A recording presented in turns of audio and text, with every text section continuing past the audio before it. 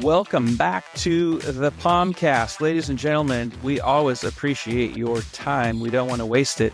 Today on the POMCAST, I got to tell you, we have yet another rock star from the team, Seth Peacock. Seth, say hello to the audience. Hey guys, thanks for having me, Sean. Of course. Seth, tell us what's your role? What do you do over at Premier Online Marketing?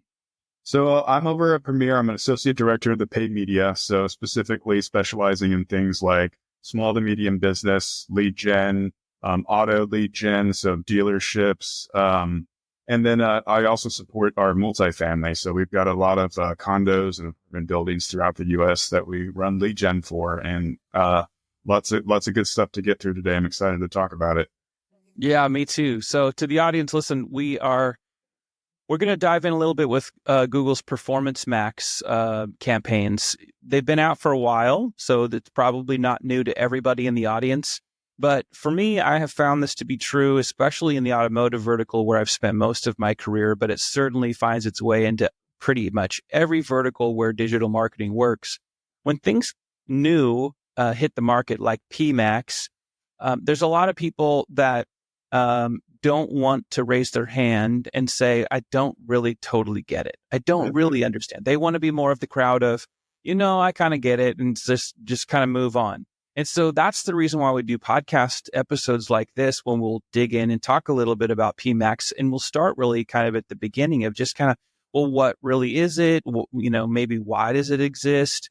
Because the advertising landscape now, and we're in 2025, can you believe that we're almost in by the time this comes out, it's March 2025, Seth. It's insane. Yeah, it's insane. Time flies. But we want to break this down in the episode so you have a definite better than foundational knowledge of PMAX. We want to highlight some things. I don't think there's a lot of, but I'm going to ask Seth if there's really anything that's updated, at least recently. And we'll kind of dig in a little bit to see if there's maybe some best practices, things top of mind that wherever you're at in your business, if you're a car dealer, if you're in apartment management, legal, wherever you might be, that you'll take away some things from the episode that will be helpful as you think about being successful with what you do with digital marketing, especially as it relates to PMAX. So the first place, Seth, that I really want to start with you is, like I mentioned, oftentimes people want to pretend, or they don't want to embarrass themselves, maybe that they don't know. So there are going to be people listening and or viewing the podcast that are, maybe they've heard of PMAX, but they're not really familiar with PMAX. Right. So could you just start by helping us break down what is PMAX? How does it differ from maybe what people know in traditional Google search campaigns? Yeah, I think the traditional Google search campaign, everyone always associates keywords, right? So we're bidding on keywords, entering into an auction. You see the keywords, you see Google's estimated, here's what you would show for first page or estimated top of page. Now, PMAX is Google's machine. It's a beast of a machine too. It first started, they called it a local campaign when it first started out. And it was really based around trying to drive like local results and foot traffic into locations. And so I jumped on that when I saw that they announced it, and we started playing around with it in lead gen just as kind of a supplementary campaign. When we're looking at lead gen, there's generally three major actions a user will take: calls, form submittals, and then location actions, right? Then indicating they're routing towards the store. And so the local campaign, later to be called PMAX, seemed like an excellent way to try to drive more of the tertiary local actions. So we dug into that for a bit, and then PMAX started evolving, and it created more channels that you could place ads on, all within one campaign. Now, as we played around with it, I think what you'll discover in the community is that a lot of the unrest behind PMAX being kind of maybe almost gray hat, we call it black hat, it's just that there's not many insights. You're not bidding on keywords like a regular search campaign. Google's just keeps lauding its, machine learning and, smart bidding strategies, and give it more budget. And we're over here like, well, give us more insights, right? As agencies. And, the thing that we discovered as we trained it, instead of keywords, the way that the nature of the market has been going, and the way that we see that third-party cookies depreciating, audience building was everything. And so PMAX, instead of keywords, the way to look at it is you're really providing Performance Max with its signal. You're telling it, hey, go after these specific terms. And what Performance Max will later do is, based off of the data that you give it, the audience signals or search signals, it'll go out and it will place ads across Discover, Gmail, Display. So like Google Search Partners, if you're going on, NBC to see who Russia's invading tomorrow, you'll be able to get served an ad from Performance Max as a display ad, but it will also place it in Search, Maps, and YouTube. So all these channels, you can't choose which one or how much budget, and you can't really say, hey, yeah, I don't want to spend any on YouTube. It's just bam. When you set up the campaign, it'll give you kind of a series of things that you can go through, like, oh, I want, e-com or lead gen, and it'll maybe change the channel, but it'll still be multiple channels without much control. That kind of makes sense. It does. Yeah. I think for a lot of people that hear like the term, in this case, PMAX on its face, Performance Max, what you just described, I think helps people understand that campaign type really rolls up pretty much everything that Google would want you to do individually, right? Right. Like you just mentioned, in the PMAX campaign, you can load it up with some display ad copy and it'll run it into the display network. It will go and use its smart, based on very little information, it will write ad copy and run your search campaigns. It will also run some stuff over onto YouTube, and some of which can be text driven. You can upload videos into it. So this is something that Google's done for maybe almost since the beginning of AdWords. Certainly, by the time they were trying to look for agency partners that would be the sellers and the provisioners of AdWords, this is like the be all end all. It's always felt like that to me, where they just wanted the easiest thing for especially SMBs to be able to get in the game and yet trust them. There's a tremendous amount of trust that has to be given to Google within PMAX. And part of that, I think the reason why the trust level, interesting to know if you would agree, but I think part of the reason why the trust level probably goes up with PMAX is because of what you were just mentioning, and I've heard many people mention, is you don't have as many data points. You don't have as many data points in terms of depth. Yeah, that you can move around. And I've heard people say, just an example of that is vehicle ads used to live outside of PMAX, and then when it started to live inside of PMAX, it's not that vehicle ads all of a sudden are not effective or smart for dealers to run, but you certainly now don't have some of those control mechanisms. And like you said, these levers, exactly. So basically what you're saying is Performance Max is kind of an agency.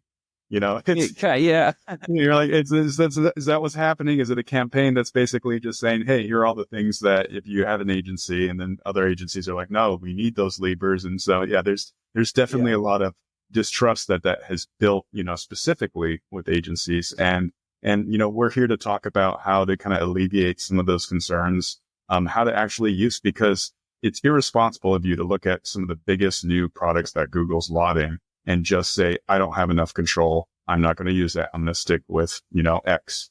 So, I think that's one of the things that I'd love to talk about today is how best to leverage something when you don't have a lot of levers. Yeah, for sure. Okay. Well, I can't wait. We'll get into that a little bit. I mentioned this up top. Have there really been any, since PMAX has come out, is there anything that's kind of recent update, anything 2025 that they've been talking about? I haven't been in the know on that. Maybe not much. They did add in, they've added in a few different things, and they've hinted at a few different things. One of them being is they really wanted to dial in on your brand identity. So they allowed you to, and if anything, I believe it's actually requirement now for you to have your business logo, your business name. They really want to make sure that when you're uploading all of these assets, headlines, descriptions, images, that your brand is involved in there. It's not just going to be, let's say, for an apartment community, fitness equipment without much branding. So they really wanted to establish better branding guidelines and encourage people to use it as much as possible. But I would say one of the more important things is before everything was Google hosted with PMAX, they have now allowed GA4 integration. And, we might need a few more hours, Sean, if we're going to start getting into audience building in GA4 and conversion tracking and, capturing the user journey, importing it into Google Ads. But all of that fun stuff you can do in GA4, you can now leverage with PMAX, which you can do. And then I'd say the final big one, I know I just dropped a big one on you, but the final big one is they were only allowing us to add negatives to Performance Max at the account level. So that means that it would impact all your campaigns that are running. So we can dig more into what that means and why that was really tricky for Performance Max, but they're allowing us to add at the campaign level now for Performance Max, which definitely allows a lot more control when we can negate certain terms. So that is one of the big ones that will, I'm sure, alleviate a lot of the distrust and the concerns that the marketing community has had when it comes to Performance Max. If we can say, no, we don't want to show for this query. So yeah, good developments. Yeah, there. both of those the last two are very significant. GA4 related, that sounds like that's a whole podcast episode in the future, Seth.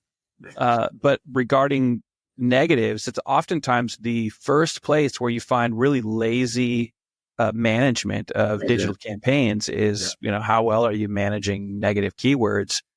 Well, it's certainly hindered when you actually have very little capability to do that inside of PMAX. So that's interesting. And I bet you guys are really glad that they've made that adjustment, because that's an important detail to be able to manage on behalf of clients. Absolutely. Yeah.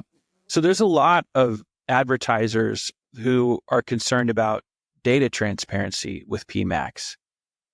What's your take on that in terms of current state of reporting and insights that are available to users?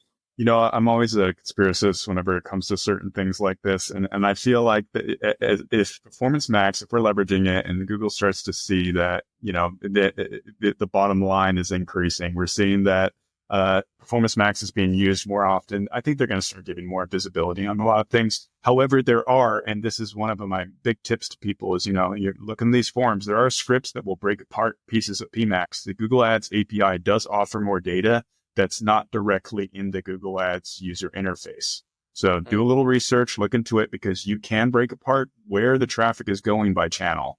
Google, it won't report on that in your just typical insights. You'll be able to see things like how much was spent, what conversion activity occurred on search versus YouTube versus display discover. You can download a script that will interact and get you a bigger search terms report. And, I could kind of maybe get us a little off the rails with the question, but search terms with PMAX and getting visibility there obviously is very important. But how are you using that data when you actually acquire it? That's another conversation. Yeah, I think that's really actually very valuable. So I'm going to move a little bit into, kind of maximizing performance, talking a little bit about strategies that are really driven by data.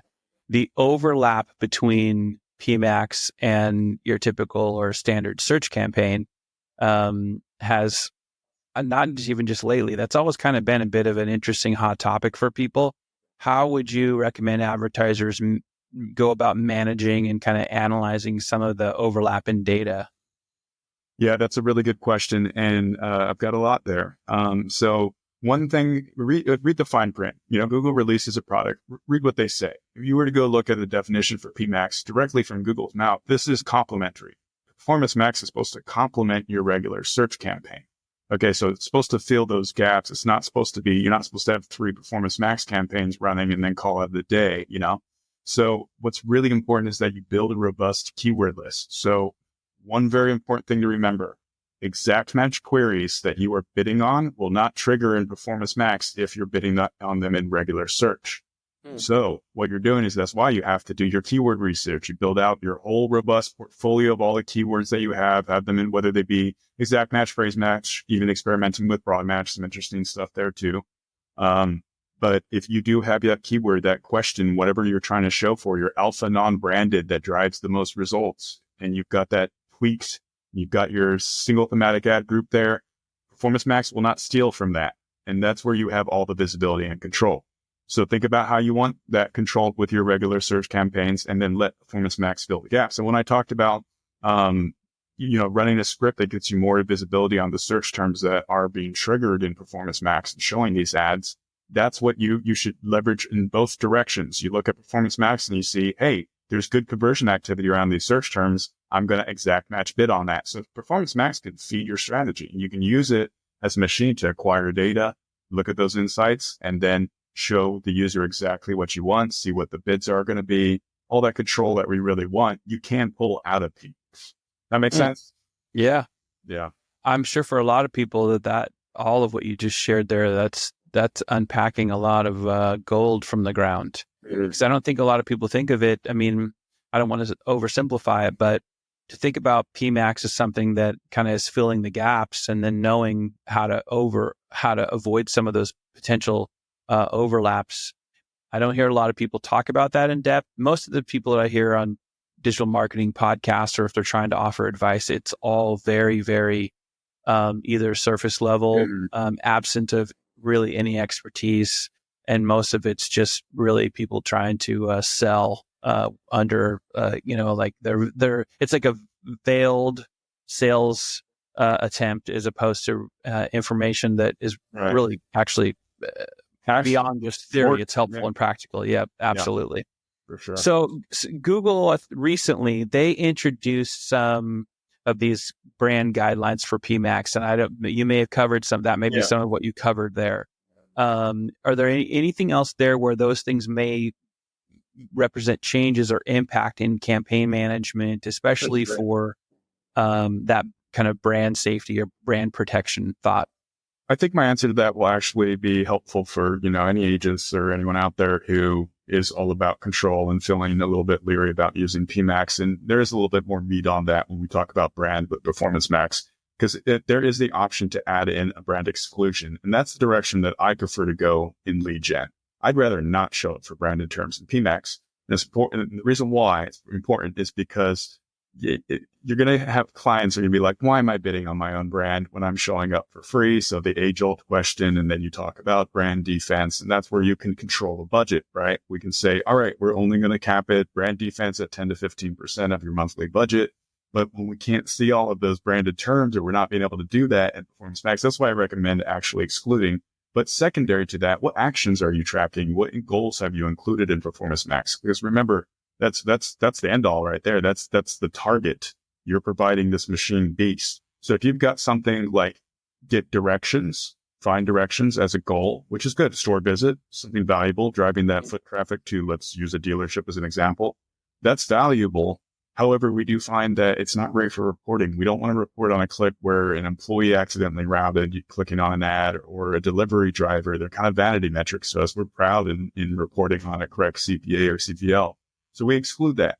So then you wouldn't be able to theoretically use that goal in a Performance Max campaign if it included branded terms, or if you did, you wouldn't be able to report on them. However, if you exclude it and you're showing for non-branded get directions or store visits, then you can report with better clarity. And then you're also pushing all the traffic to those exact match queries in the brand campaign, where you have control over. You can look at your auction insights at the keyword level. Who's bidding on me? Who's showing up with me?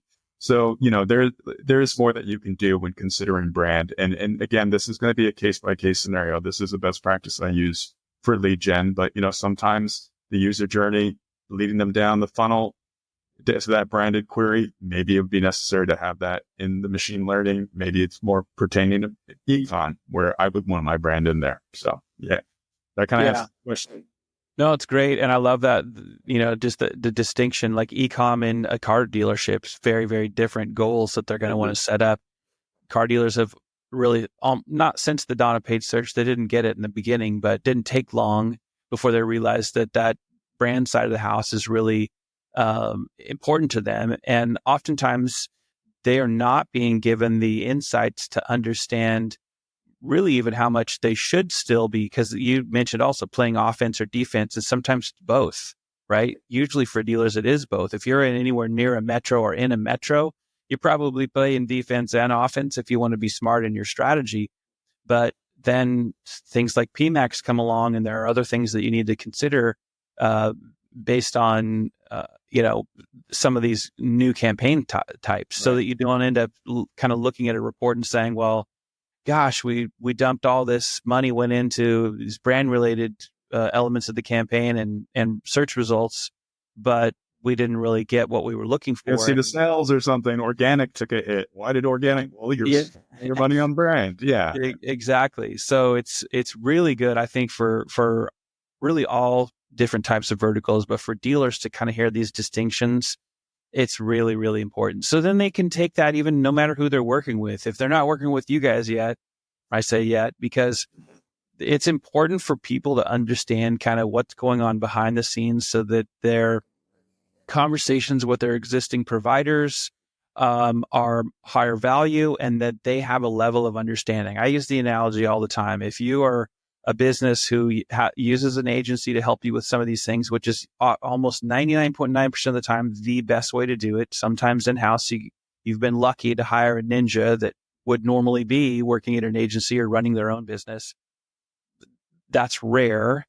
And so it's really important for people to know that at the business level, you have to move beyond kind of eating the baby food as fast as possible and know how to eat solid food. Like once you get up to like, I can eat a steak. And the analogy obviously is that the knowledge that you accumulate will help you not only understand it, but really make business decisions that you can feel confident in the outcomes.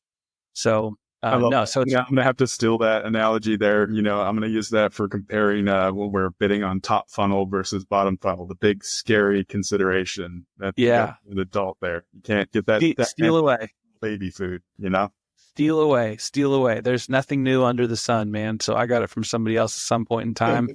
And it's better to operate out of abundance and scarcity, from my opinion. So take it. I want to ask you about how do you think businesses maybe should adjust bidding strategies when they're wanting to look for like a balance? Because there's a lot of automation, right, that's happening inside of PMAX. What are your thoughts there? Well, fun fact, you can't use manual on PMAX. So there you go. That solves that problem. But so the other possibilities for bidding strategies are going to have target TCPA, target ROAS, maximize conversions, and maximize conversion value. So really they're just segmented into two different aspects. I'm going after value, or I don't know what the value is. I'm going after maximizing the quantity of conversions. So generally when you build a performance max campaign, it's going to start off on max C, max conversions. And that's where Google's using its like 70 million points of data it has on any given user to go out and find, all right, here are the conversions that were supplied to me. I need to find more. Now, you want to keep in mind this, and a lot of people forget about this when they're using maximized conversions, and there will be changes and it will be less impacted the more first party data you have. I'm trying not to get too in the weeds here, but max conversions will perform best if it has 15 conversions over a 30-day period. Once max conversions, once a campaign has acquired that data, then Google has a target and knows what to go after. So we tend to build out Performance Max kind of more gradual, collect conversion data, and then layer it in once Google has a better target. Otherwise, it's just going out trying to find those users, not really knowing what to do. So you start off on max conversion, and you could switch into target CPA, or you could work into more of a maximized conversion value. But if we're thinking about PMAX for lead gen, then you're going to want to have a conversation with your client, because when you increase the value, those actions will need a value assigned. But in lead gen, sometimes those values are the same. So you can have good conversations with your clients and say, hey, sometimes you guys might not have enough staff, as an example, and you want more forms coming in through the website so you can choose, better times to call these guys back versus phone calls. So you could theoretically put $100 value on forms and a $1 value on calls and run Performance Max with maximized conversion value bid strategy, where it's going to go out and try to increase those forms because that has the higher value. So there's, some things you can do there. And I would recommend, before playing around with TCPA, look at the best practices there, because it requires a minimum of 5 times your average daily, or your 30-day CPA. It requires 5 times that as the average daily budget. It wants 20 times that in order for it to perform. So play around with TCPA and ROAS if you have enough, budget within the account. Sometimes with smaller lead gen, you got 2 to 3K a month to play with. Just stick with that. Yeah. That's great advice. Let's talk a little bit about maybe challenges, tactics to optimize. What can you think of some common mistakes that advertisers are making when they're transitioning or starting to use PMAX? And if you can think of a few, maybe also how they might avoid them? Yeah, for sure. So what we can think about is the overall, and I'm going to use the buzzword, the holistic structure of an account, and how are all these campaigns and where are they at? You have your campaigns segmented, I hope, by levels of intent, right? Where you can capture and spend into various stages in the funnel. Performance Max is going to fill those gaps, but a lot of people will just build out that Performance Max, provide it with its required amount of headlines and images and videos and descriptions in order for it to run. But they're ignoring the most key part, the function, the keyword behind PMAX, those search signals. So you'll have instead of an ad group in Performance Max, you can create multiple asset groups, is what PMAX calls them, asset groups within the campaign, which is essentially the equivalent of an ad group. And you're going to want to segment these by levels of intent, just like you do. Remember, you're mirroring that holistic approach in Performance Max. It could be used in multiple different ways, but a good practice is, what am I doing with my campaign structure? And why aren't I doing it at the asset group level within Performance Max? Because you're able to compare asset group data, see what's performing well, what's not. There is the visibility within Performance Max to see which asset group's converting better, which one's spending more. You're able to see those things. And then, that's where you would want to start looking into audience building. So you can pair those asset groups, and let's switch over to, let's say, a multifamily account as an example, where you'll have floor plans, studio, 1, 2, 3 bedrooms. So you can create custom segment audiences of 1 bedroom intent, and then you can create an asset group paired with that custom segment, paired with first party data from the client of people who leased 1 bedrooms. And then paired with the search signals, you could pull data from your original 1 bedroom campaign of regular search, best performers, and then layer those in. So you see how you can kind of, there's the cross-pollination. PMAX can inform regular search and vice versa. So, those are some of the things that you should be doing when launch Performance Max, because if you don't supply it with the audience signals and the search signals, then it's just going to go out and spray and pray. And that's what everyone is scared of. So just don't do that. Yeah, you'll end up with a whole lot of nothing in the bucket, but you will have spent a lot to get it. And that's aggravating to any business, that's for sure. How could advertisers optimize because PMAX, of course, we mentioned this up top, that you can upload creative assets, right? So how can advertisers optimize the creative assets within PMAX in a way that helps them achieve higher engagement or better results? Again, it's going to be understanding. Anytime that people ever kind of ask this question, it's good to just put yourself in the shoes of the user. Think about what you want to see and where you want to, and how you would want to see it. So as an example, if I'm building out Performance Max that's complementing my whole campaign structure with regular search, I may have an amenities campaign for that multifamily I'm talking about that's showcasing, how great the fitness area may be. So you're going to want to tailor your assets, your images, your videos, and your headlines to capture that user. You're supplying it with the search signals. So don't just use that quick evergreen, image leaderboard or whatever it is that says we're an apartment complex. Be granular with it. You're nurturing a journey, and you need to provide the images and the creative that help that user make that decision. And also just think about the frequency of which, someone is seeing an ad. If you've got different ads with the same brand, the amount of trustworthiness and confidence it lends the user is what really drives the ultimate conversion, at least for this instance. So you just make sure that you're segmenting your creative. Don't just throw all the same stuff in, and then you're able to, PMAX does report on how that creative performs. So spend time A/B testing, take a look at that performance with whatever KPIs, you're using, and pull it if it's bad and add more if it's good. Yeah, that's good advice. And it's a good example in multifamily. There's so many of the newer, more modern properties have so many amenities, and you can tell some of them really are trying to cater to a persona or maybe a handful of people that, it could be anything from how pet friendly they are to how eco-conscious they are to how fitness conscious they are to that's a really good thing just to always keep top of mind, and really everything that a company's doing, probably from a content marketing and all the creative that they make, the more that you have your eye on that and keeping it focused on that end user, your actual target audience, the better it's going to perform when you throw it into PMAX, obviously. And for Right. dealers, this is just a little extra nugget, and tell me if you would agree, but I think car dealers have always had, unfortunately, a tendency to continue to kind of repeat what's already been done. It's like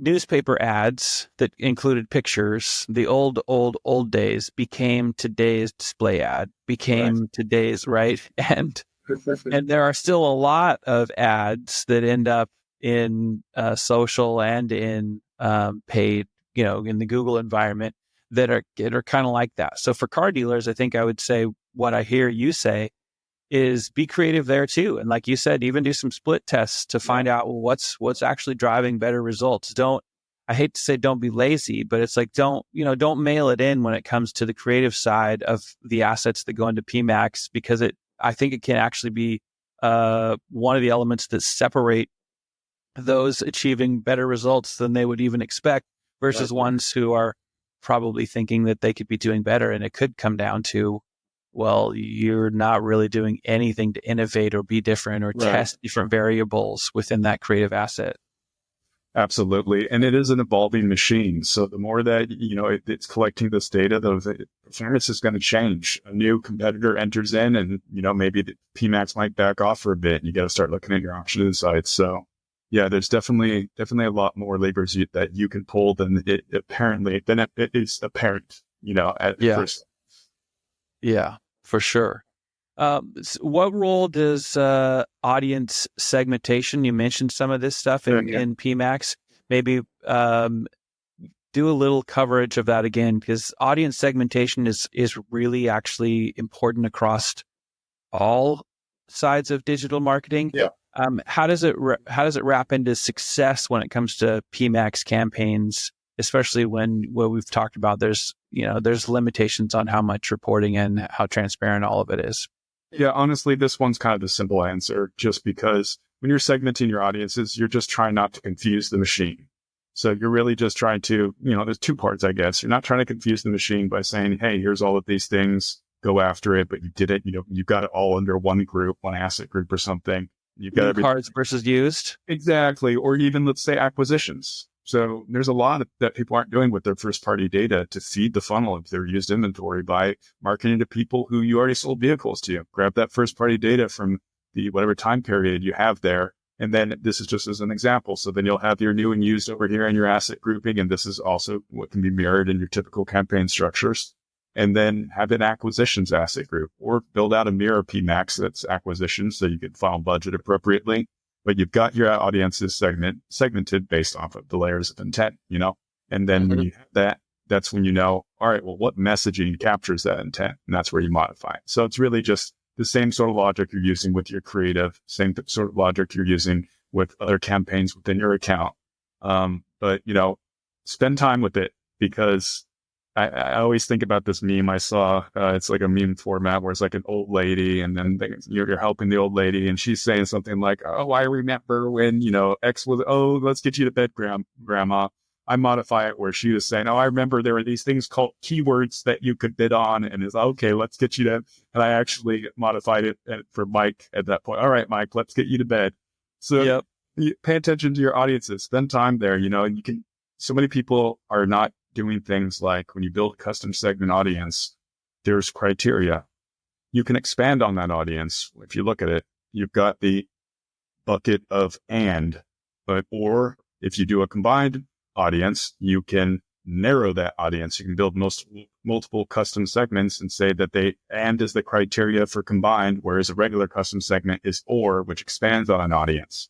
So that's where I talk about people talk about saying something out loud and then their phone showing them later. You can get what would be qualify as the creepy targeting when you start getting into that, right? Because you can really narrow it down to the true user when you capture that intent. Yeah, very interesting.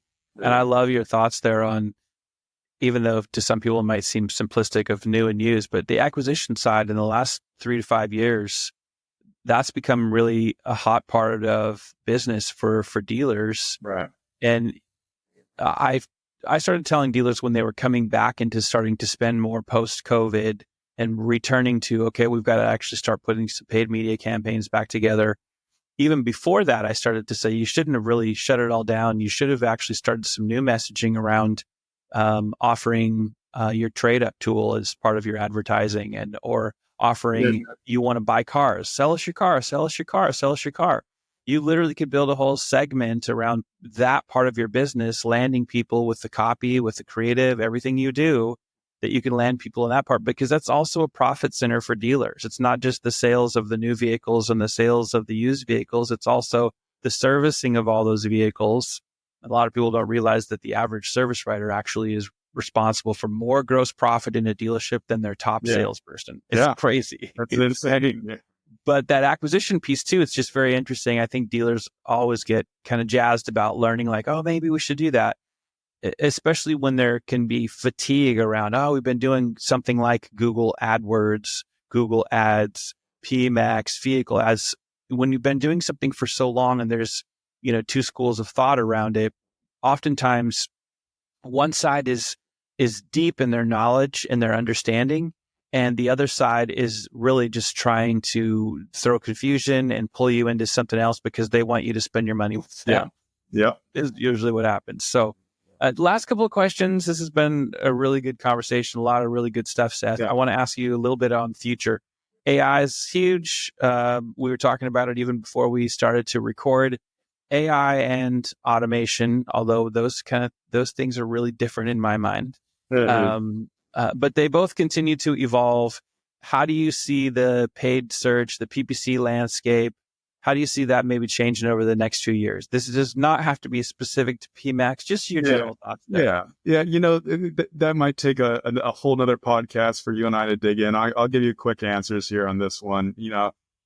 I definitely think that a lot of people have a sense of fear surrounding it. I think adapting, embracing all of the little ways that you can use AI to improve your workflow, even eliminate certain sprint work, things like that. I think, it's probably going to be the same advice you're just hearing from anyone else when you're saying, like, have the courage to adapt and to embrace it. But I would say I'm a little bit concerned about the way that generative AI appears on the SERP. So I would say I'm going to be paying close attention to that, especially when it comes, what carrot is Google going to use when it comes to targeting using generative AI over there? Or it's only going to be Performance Max and we don't even get to see the ad anymore. They just, I'm curious to see what's going to happen there. So yeah, I am too. I really am. I think it's going to be quite interesting.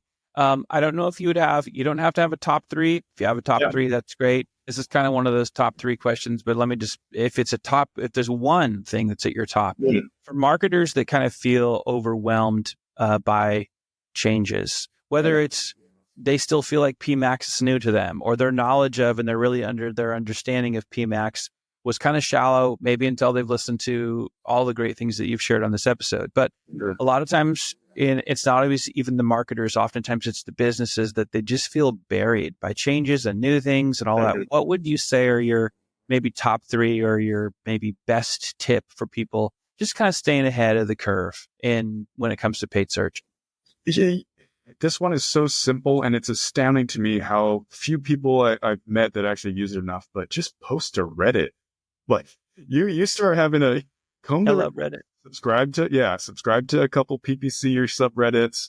Comb through. There's so much good data, and there's so many people that are going to be jerks to you, and that's fine because you're going to get quick answers, and you're going to realize if you ask a dumb question, you're not being babied by anyone. You're going to get not just Reddit, but there's multiple forums. Spend some time posting. Checking out, various, what's the latest podcast, what's something interesting on YouTube, and spend maybe 45 minutes a day or 30 minutes with a cup of coffee, just looking at what's new there. Cause it gives me so much confidence whenever I find something that I can actually leverage and implement into our workflow, and I have often. So anytime you're feeling a little bit kind of lost, just see what the community's saying.